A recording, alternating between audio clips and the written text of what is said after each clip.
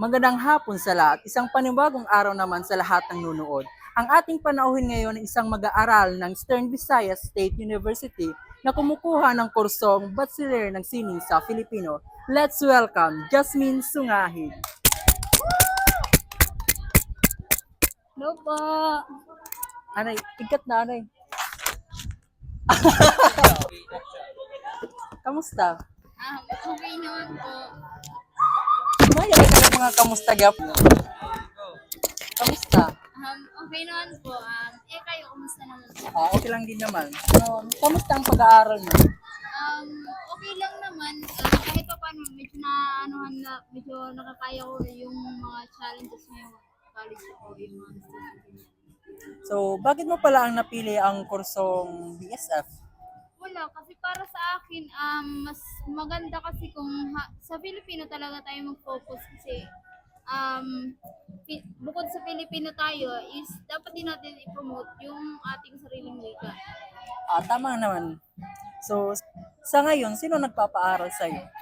Yung magulang ko, minsan tinutulungan ako ng kuya ko sa pag-aaral ko, ganyan.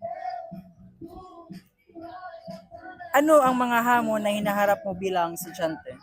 Iyon, yung minsan kawalan ng budget or di naman kaya sa academics, minsan kasi yung mga yung schedules medyo hassle, lalo na ako nag-working student, ganyan. So, wala kang trabaho gano'n, like, aral ka lang, hindi ka nagwo-working student. Ay, opo.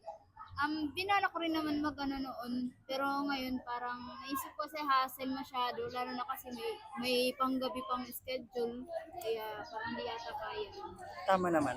So, ano ang greatest goal mo sa buhay bilang mag-aaral ng BSF? So, mamaya mo yan ang sasagutin sa pagbabalik ng Fast Talk. Ano, bakit anak Didi? At ngayon, nagbabalik naman ang Fast Talk. Ngayon, narito na yung huling tanong. Ano ang greatest goal mo sa buhay bilang mag-aaral ng BSF? Ako bilang mag-aaral ng kurso ito, gusto kong i-promote hindi lang sa mga kabataan, kundi sa bawat tao, sa bawat hindi mo true. At ngayon naman, magbabalik ang Fast Talk. At ngayon, At ngayon, nagbabalik ang Fast Talk. Ngayon, simulan natin. Hindi true. Ngayon, true.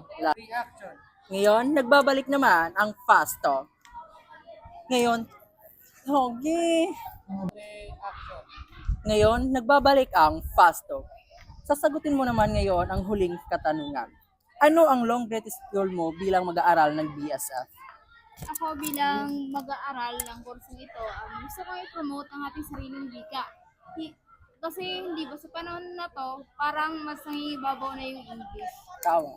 So, ang layunin kasi ng kurso namin is mapalaganap pa na yung yaman ng ating wika sa iba't ibang panig ng mundo, syempre. Hindi lang kasi dapat dito lang sa Pilipinas makilala ang ating wika, hindi pati na rin sa ibang bansa.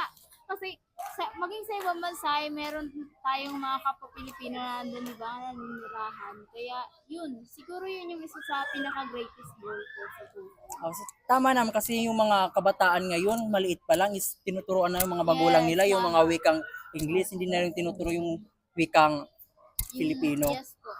Lalo na ngayon, di ba, mas na sila yung dun sa cartoons na, ba yun, yung Peppa Pig, ganyan. Parang, ganyan lang po. Parang yun po yung gusto. So, maraming salamat. Ngayon, malalaman natin nga ba kung tunay ka ba nga isang Pilipino sa, ano ito daw?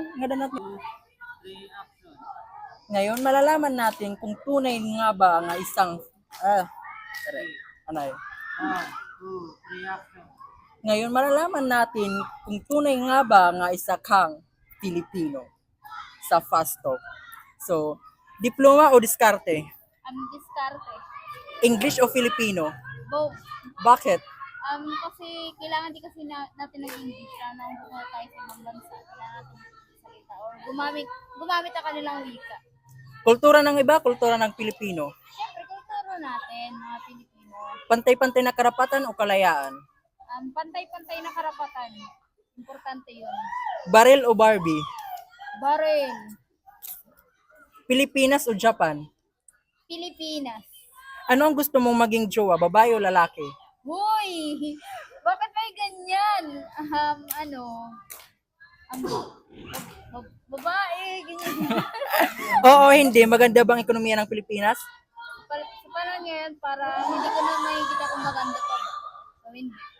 Oo, hindi. Maganda ba magtrabaho sa Pilipinas? Um, Hindi. Kasi yung opportunities, maliit lang kasi yung opportunities dito tapos yung sweldo. Kaya, mas maganda kung doon sa ibang bansa ang trabaho.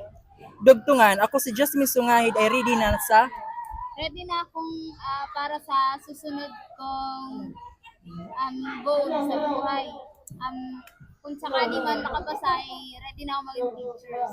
So, maraming salamat, Jasmine Sungahid. Pwede ka mag-okay.